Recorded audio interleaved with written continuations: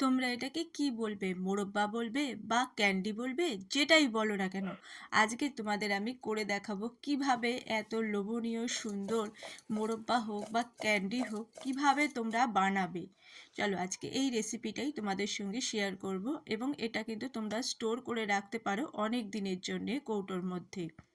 তো কি দিয়ে বানিয়েছি চলো আজকে তোমাদেরকে দেখিয়ে দিচ্ছি আর কিভাবে বানালাম। তো বাজারে গিয়েছিলাম, দেখলাম বেশ সুন্দর সুন্দর আমলকি পাওয়া যাচ্ছে, আর এখন আমলকির দাম একটু কম। তো ভাবলাম যে কিনেই নিয়ে আসি। তো আমলকিটা ভালো করে ধুয়ে নিয়েছি। নিয়ে এবারে কড়াইতে জল গরম বসিয়ে এর ওপরে একটা ঝাঁঝরি থালা দিয়ে তার ওপরে আমি এই আমলকিগুলোকে বসিয়ে দিয়েছি, ভাপাতে দিয়েছি। কারণ কি, এতে কি হয়, আমলকির পুরো গুণাগুণটাই থাকে, নাহলে জলের মধ্যে দিয়ে দিলে এটা গুণাগুণ আর পাওয়া যায় না। তো দেখো আমার কিন্তু এটা সিদ্ধ হতে মোটামুটি 15 মিনিট মতো লেগেছিল। তো আমার আমলকিগুলো কিন্তু সিদ্ধ হয়ে গেছে। এই অবস্থায় আমি একটা প্লেটের মধ্যে নামিয়ে একটু চামচ দিয়ে জাস্ট একটু ফাটিয়ে নিয়েছি। তাও বেশি ফাটাতে হয়নি, কারণ সিদ্ধ হয়ে গেছে তো আস্তে আস্তে এমনি ছাড়িয়ে যাচ্ছে। তো এইভাবে আমি আমলকিগুলোকে সব একটা মিক্সিং জারের মধ্যে নিয়ে নেব। তো সমস্ত আমলকিগুলো হালকা গরম অবস্থাতেই কিন্তু ছাড়াতে হবে। তো আমি এইভাবে আস্তে আস্তে সমস্ত আমলকিগুলো ছাড়িয়ে নিয়েছি, নিয়ে মিক্সিং জারের মধ্যে দিয়ে দিয়েছি। এর মধ্যে একটা কথা আমি বলতেই ভুলে গেছি, আমি কি করেছিলাম, 500 গ্রাম নিয়েছিলাম আমলকি, আর তার মধ্যে প্রায় 300 গ্রাম মতো আমি চিনি গুঁড়ো করে নিয়েছি। এবার এই চিনিটা এখন দিচ্ছি, তার কারণ হচ্ছে আমলকি পিষতে অনেকটা হেল্প করবে। এই গুঁড়ো চিনি দিয়ে কিন্তু আমি আমলকিটা পেস্ট করেছি, পুরো গুঁড়ো চিনি দিয়ে দিইনি, কিছুটা দিয়েছি আর কিছুটা আমি রেখে দিয়েছি। তো দেখো আমার কতটা সুন্দর পেস্ট হয়ে গেছে। এরপরে গ্যাসের মধ্যে কড়াইটা বসিয়ে নিয়ে আমলকির পেস্টটা আমি আস্তে আস্তে দিয়ে দিলাম।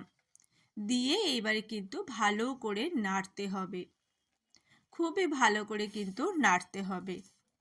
এই অবস্থায় খানিকটা নাড়ানো হয়ে গেলে আমি বাকি যে চিনি ছিল, গুঁড়ো চিনি, সেটাও দিয়ে দিলাম, আর সামান্য একটু রেখে দিয়েছি, সেটা অন্য কাজে লাগবে, পরে লাগবে।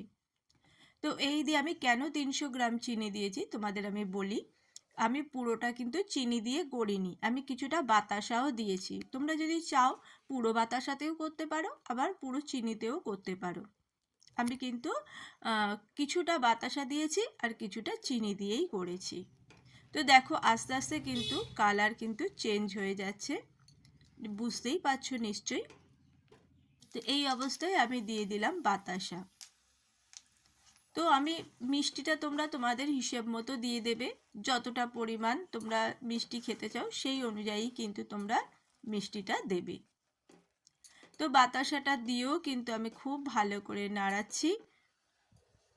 এরপরে আমি দিয়ে দেব একটুখানি বিট নুন, মানে বিট নুনটা একটু বেশিই দেবে, আর এমনি সাধারণ নুন সেটাও আমি দিয়েছি। বিট নুনটা দিলে সুন্দর একটা বিট নুনের গন্ধ আসে।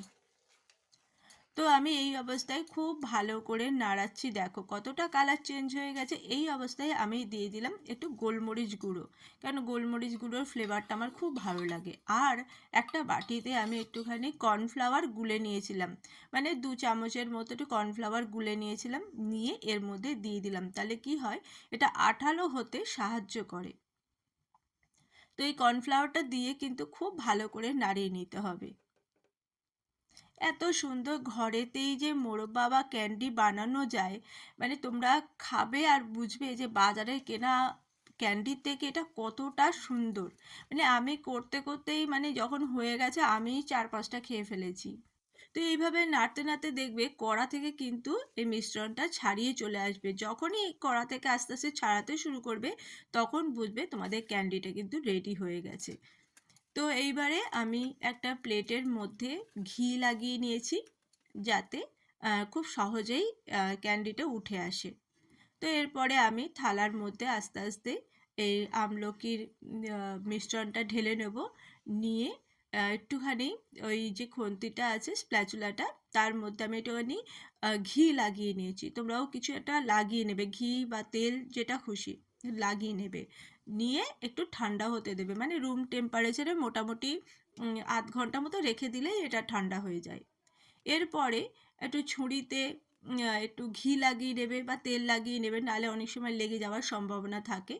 তো এইভাবে দেখো আমি আস্তে আস্তে কেটে নিলাম, আর তোমাদের আমি তুলেও দেখাচ্ছি, দেখো কত সুন্দর উঠে আসলো।